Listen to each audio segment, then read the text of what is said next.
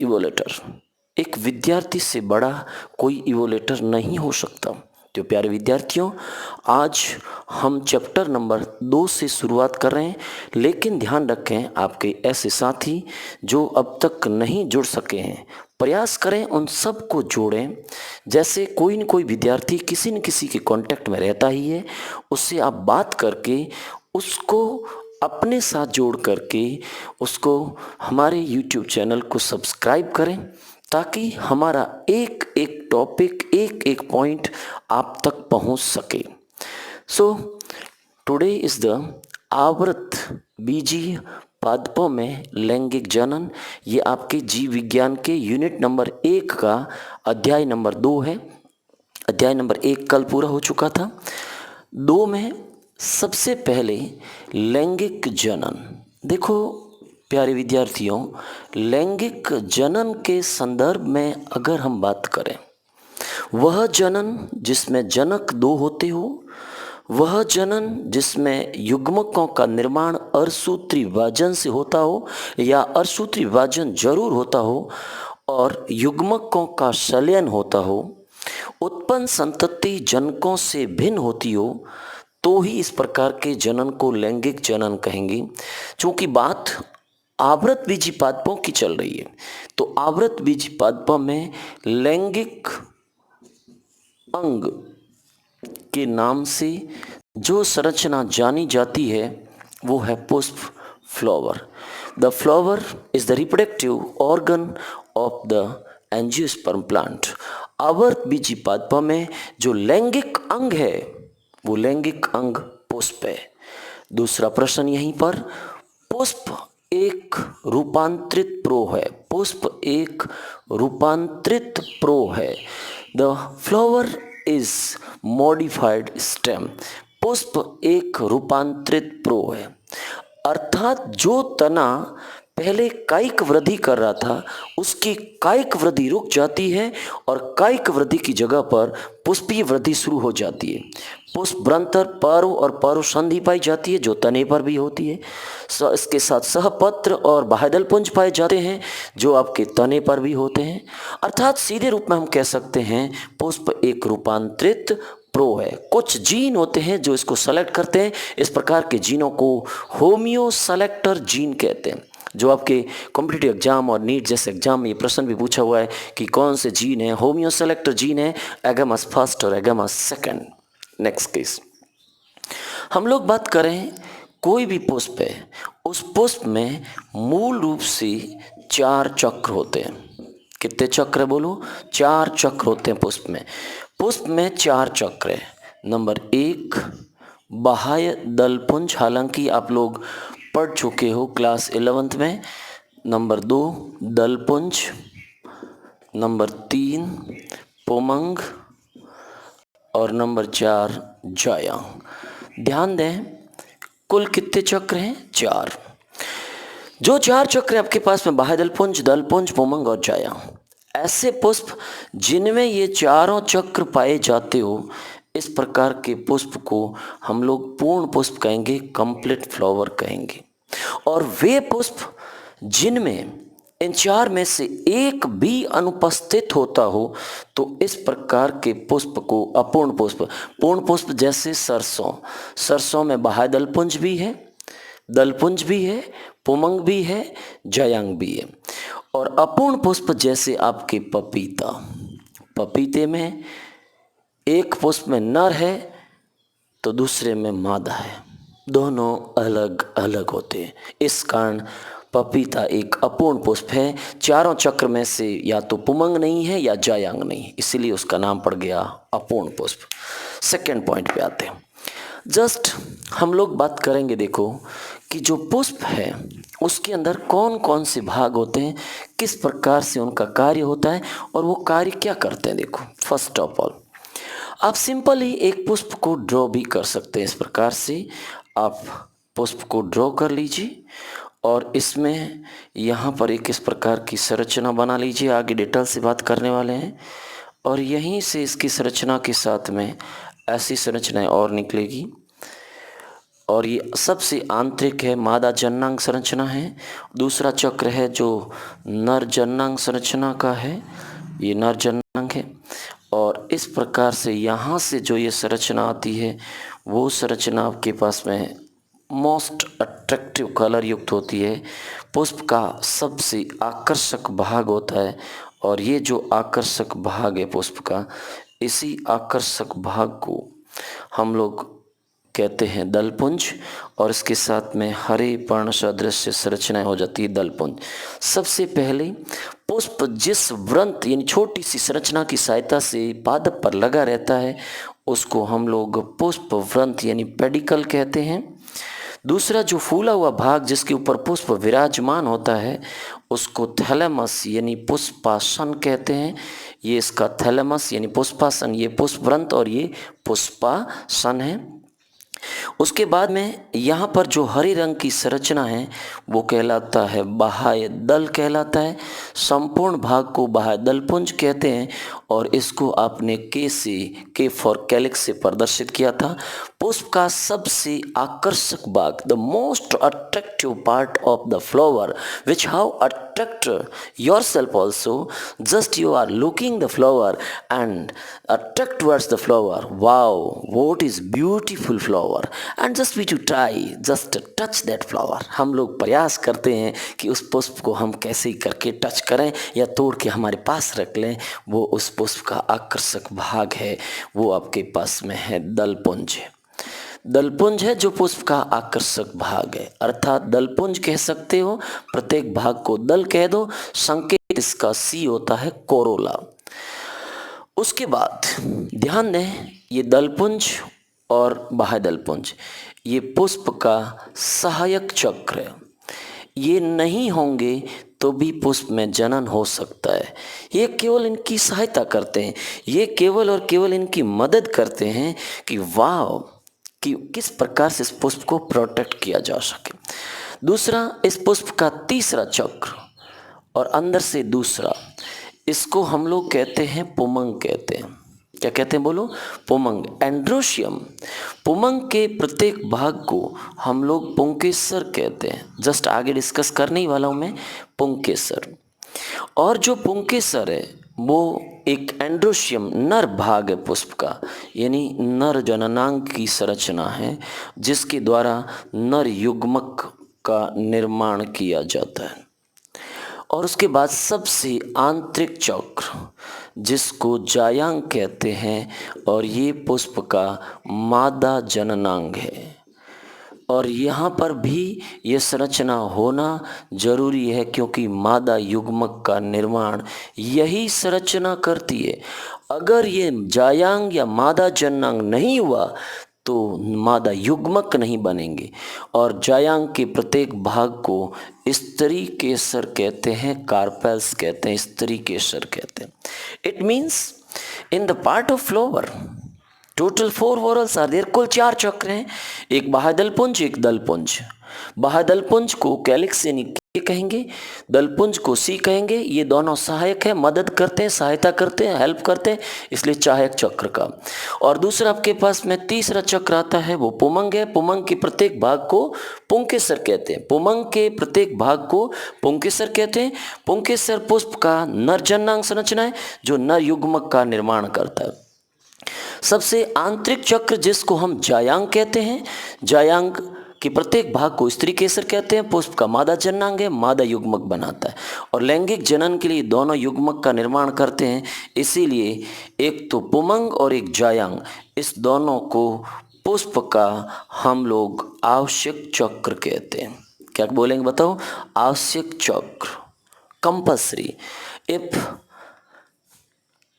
आपके पास में जायांग या पुमंग में से कोई भी एक चक्र भी अनुपस्थित होता है, it means definitely that flower is not complete the sexual reproduction.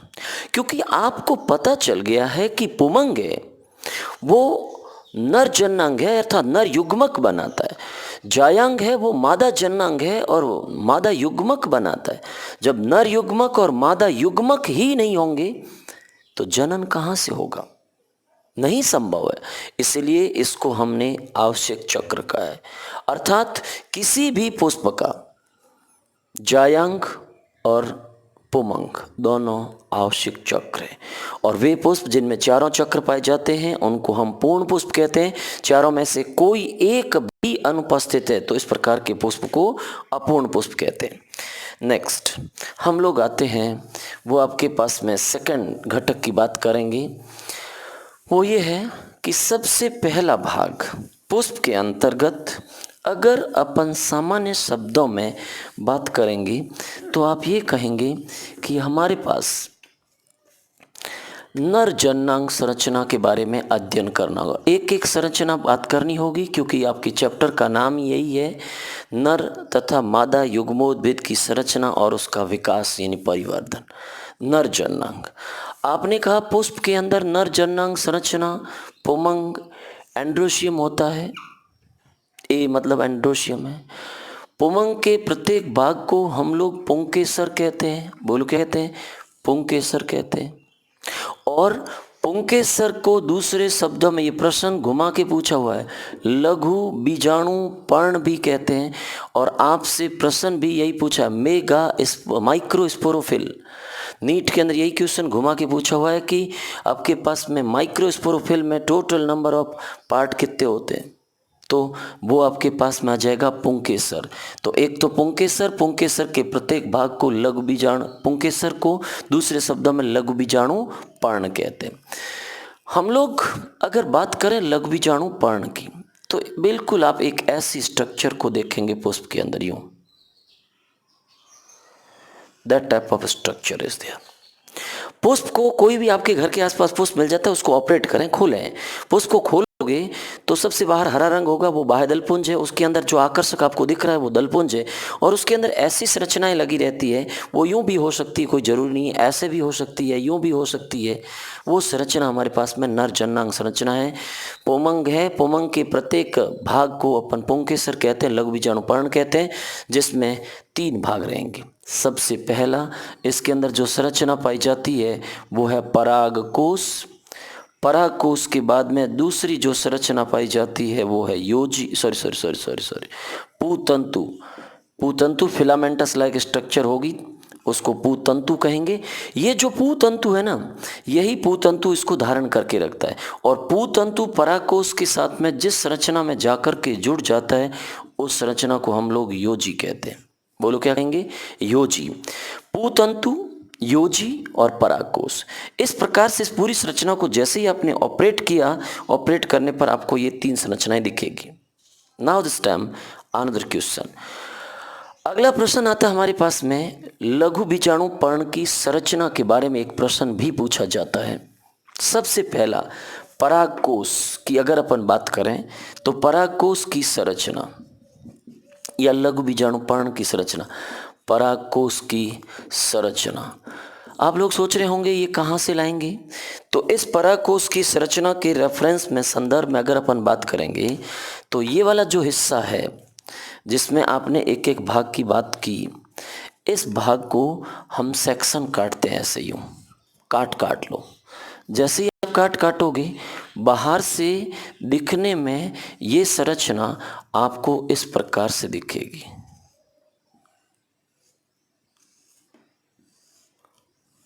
इस प्रकार से दिखेगी।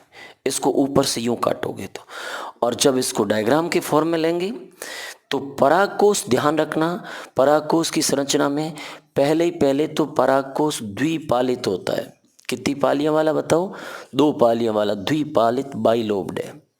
दूसरा, प्रत्येक पाली में 2-2 कोष्ठ होते हैं, अर्थात 4 कोष्ठीय संरचना है।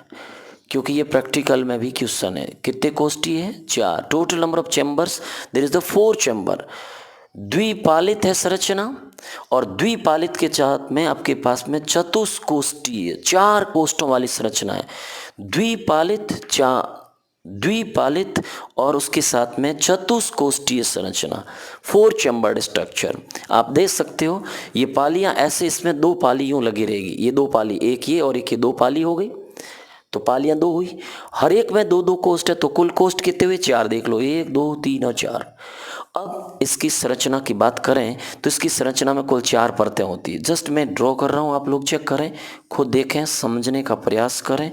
इसको इस प्रकार से यूँ ड्रॉ करवा लें, इस भाग को भी इस प्रकार से आप ड्रॉ करवा लें, और इस भाग को ड्रॉ करवाने के बाद यहाँ से ये संरचना इस प्रकार से आ जाएगी। और इस भाग में एक लोब बना दें। एक यहाँ पर 4 लघु बीजाणु धानियाँ पाई जाती है। प्रश्न पूछा हुआ है एक परागकोश में कितनी लघु बीजाणु धानियाँ हैं, तो 4 है। ऐसी संरचना आपको ये दिखेगी, लेकिन इसमें परतें भी 4 हैं। सबसे पहला आप क्या करें, सबसे बाहर ही बाहर जो परत पाई जाएगी वो इस प्रकार से मिलेगी आपको।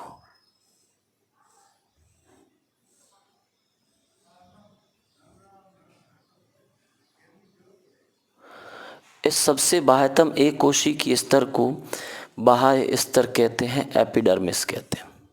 करेक्ट, क्या बोलेंगे, बाह्य स्तर या एपिडर्मिस कहेंगे।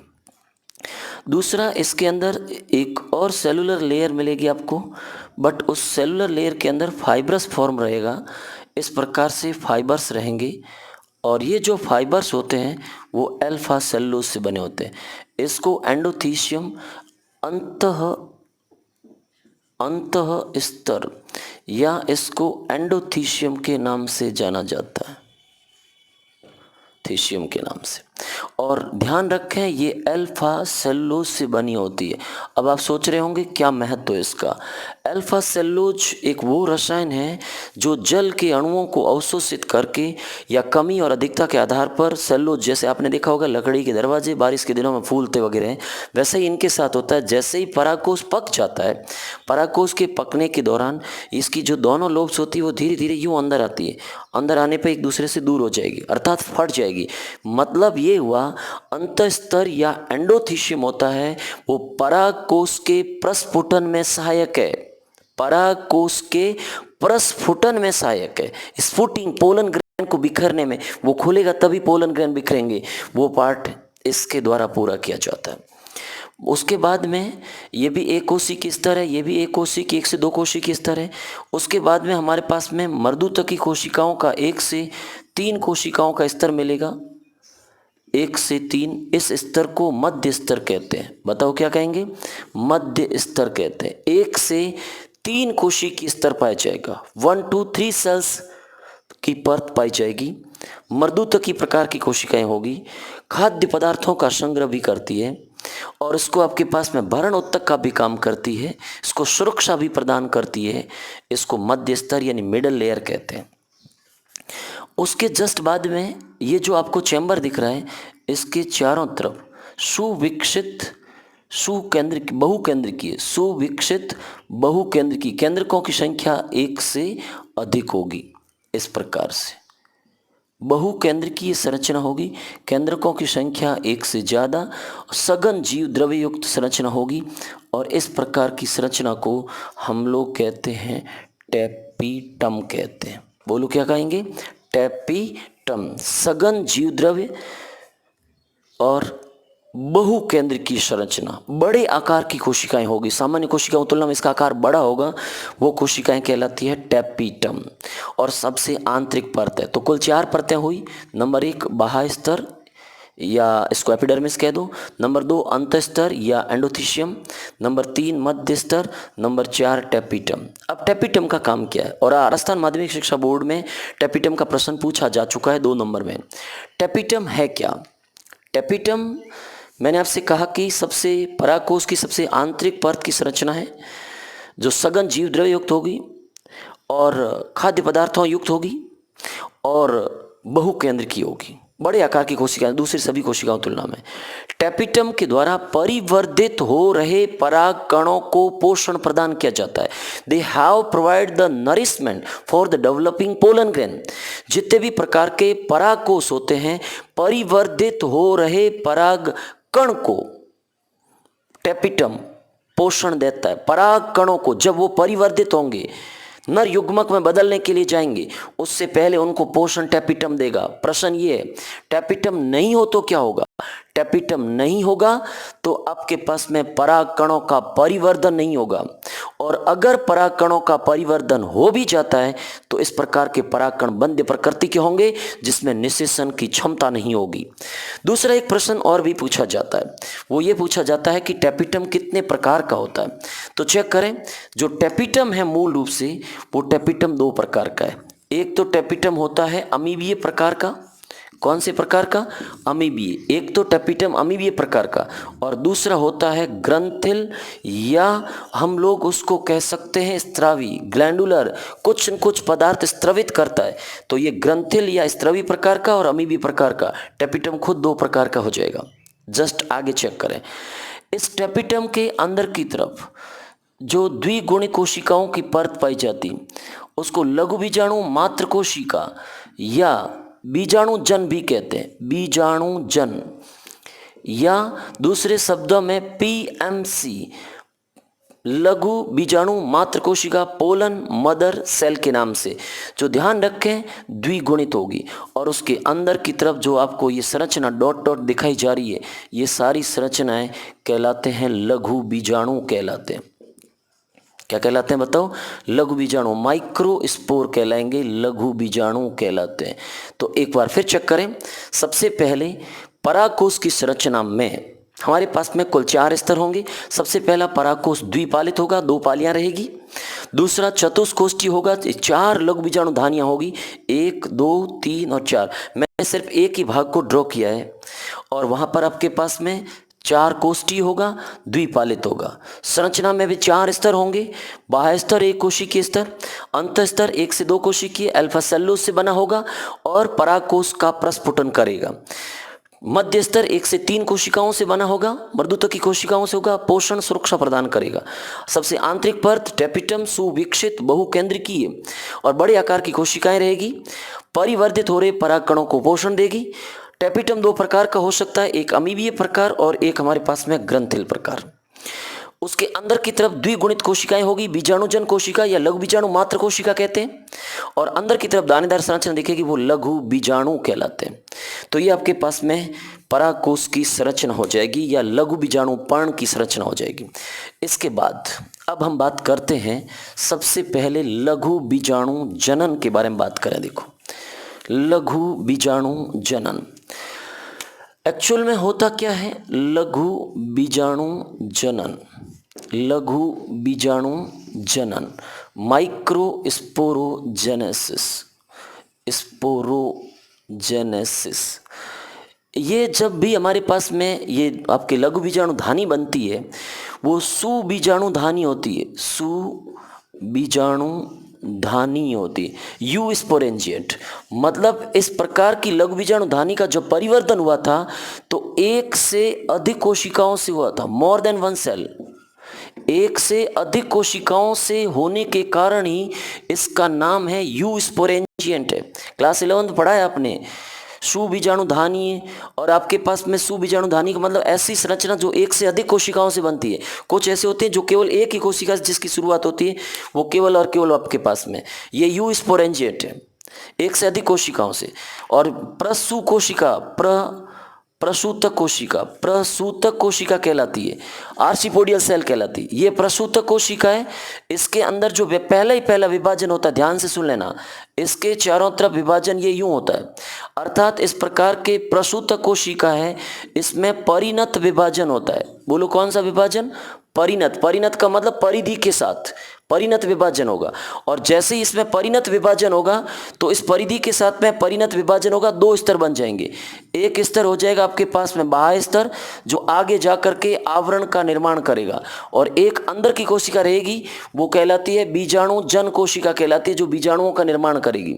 जो ये आपके बाह्य स्तर, अंत स्तर, मध्य स्तर, बाह्य स्तर, मध्य स्तर, अंत स्तर ये बनाए, ये आपके बाह्य आवरण से बनाए। इसी प्रसूतक कोशिका में बाह्य स्तर परिणत विभाजन से बना है, और अंदर जो बीजाणुजन है वो बीजाणुजन भी इसी से बना, परिणत विभाजन से। तो सबसे पहला हम बात करेंगे, हमारे पास में मूल जो कोशिका पाई जाती है, ध्यान से सुन लेना, मूल कोशिका पाई जाती है, उस मूल कोशिका को हम लोग लघु बीजाणु मात्र कोशिका कहते हैं। लघु बीजाणु मात्र कोशिका, बोलो क्या कहेंगे? लघु बीजाणु मात्र कोशिका, PMC, pollen mother cell, and that cell is the diploid form. ये कोशिका द्विगुणित होती है। आपके लघु बीजाणु मात्र कोशिका या पराग मात्र कोशिका कह सकते हो, कोई गलत नहीं है। परागकण को बनने से पहले लघु बीजाणु बनेगा, और लघु बीजाणु को बनने के लिए जिस कोशिका से शुरुआत होती है वो बीजाणु जन से शुरुआत होती है, जिसको PMC कहते हैं, जो द्विगुणित होगी आपके पास में। इस लघु बीजाणु मात्र कोशिका में जो विभाजन होता है वो विभाजन होता है अर्धसूत्री विभाजन। लघु बीजाणु मात्र कोशिका में कौन सा विभाजन होगा? लघु बीजाणु मात्र कोशिका में अर्धसूत्री विभाजन होता है। आपने खुद ने पढ़ रखा है कि एक अर्धसूत्री विभाजन में 4 पुत्री कोशिकाएं बनती है। अर्धसूत्री का मतलब होता है रिडक्शन, न्यूनकारी विभाजन है, जहां पर गुणसूत्रों की संख्या घट करके आधी हो जाती है, उसी को अपन आपके पास में। तो यहां पर लघु बीजाणु मात्र कोशिका द्विगुणित था, 2n क्रोमोसोम में, और अर्धसूत्री विभाजन का मतलब है, दूसरे शब्दों में आप कह सकते हो न्यूनकारी विभाजन। न्यूनकारी का मतलब कम होना, घटना, तो न्यूनकारी विभाजन होगा, जिससे 4 पुत्री कोशिकाएं बनेगी जो अलग अलग प्रकार में विन्यासित हो सकती है, और वो चारों पुत्री कोशिकाएं इस प्रकार से सपोज करो पाई जाएगी। बनने वाली चारों कोशिकाएं एक शब्द में कहलाती है लघु बीजाणु कहलाती है। बोलो क्या कहलाएगी? लघु बीजाणु, माइक्रोस्पोर कहलाएगी। लेकिन ध्यान रखें ये लघु बीजाणु कितने हैं? 4। तो 4 लघु बीजाणु बनेंगे आपके पास, 4 लघु बीजाणु, लेकिन चारों लघु बीजाणु अगुणित होंगे। कौन से प्रकार के होंगे? अगुणित। मात्र कोशिका की तुलना में इनमें पाए जाने वाले गुणसूत्रों की संख्या आधी होती है, घट करके आधी हो जाती है इन गुणसूत्रों की संख्या, तो वो आपके पास में पूरी प्रक्रिया कहलाती है लघु बीजाणु जनन कहलाती है। क्या कहलाती है? लघु बीजाणु जनन। यानी यूं कहो, लघु बीजाणु मात्र कोशिका PMC जो द्विगुणित है, अर्धसूत्री विभाजन होगा, न्यूनकारी विभाजन होगा, गुणसूत्रों की संख्या घट करके आधी हो जाएगी, और इस प्रकार से आपके पास में बनने वाली कोशिका अगुणित हो जाएगी, और बनने वाले लघु बीजाणु 4 होंगे, और इस प्रकार की प्रक्रिया को लघु बीजाणु जनन कहते हैं। लघु बीजाणु जनन केवल नर युग्मोद्भिद के विकास के लिए बनती है, अर्थात परागकण बनने के लिए पहली कोशिका लघु बीजाणु ही होती है। तो एक कोशिका से कितने लघु बीजाणु बनेंगे? 4। चारों के चारों सक्रिय होंगे, लेकिन इनका विन्यास अलग अलग हो सकता है। पाए जाने वाले चारों लघु बीजाणु सबसे पहले आपके पास में चतुष्फलकीय हो सकते हैं, यानी उनका जो अरेंजमेंट होता है फल की, यानी उसको कैलोज नाम का एक रसायन होता है, वो कैलोज नामक का रसायन इनको जोड़ के रखता है, आपस में इनको यूं जोड़ के रखता है, जिसकी वजह से ये अलग नहीं होते। चतुष्फलकीय पहले कौन से रूप में है? चतुष्फलकीय रूप में पाए जाते हैं। दूसरा, समद्विपार्श्विक रूप में भी हो सकता है, समद्विपार्श्विक बाइलेटरल अरेंजमेंट में भी हो सकते हैं चारों लघु बीजाणु। ये आपके पास में रेखिक प्रकार का भी हो सकता है, लीनियर अरेंजमेंट हो सकता है। ये टी आकार में भी हो सकते हैं। ये आपके पास में इनका जो विन्यास है वो अनुप्रस्थ प्रकार का विन्यास भी हो सकता है। कौन सा? अनुप्रस्थ। अर्थात चारों लघु बीजाणु जो एक चतुष्क रूप में पाए जाते हैं, इन चारों लघु बीजाणुओं का जो चतुष्क रूप है, उनका व्यवस्था क्रम, उनका विन्यास इस प्रकार से हो सकता है। वो चतुष्फलकीय हो सकता है, वो समद्विपार्श्विक हो सकता है, वो रेखिक प्रकार हो सकता है, वो टी आकार में हो सकता है, वो अनुप्रस्थ प्रकार में हो सकता है।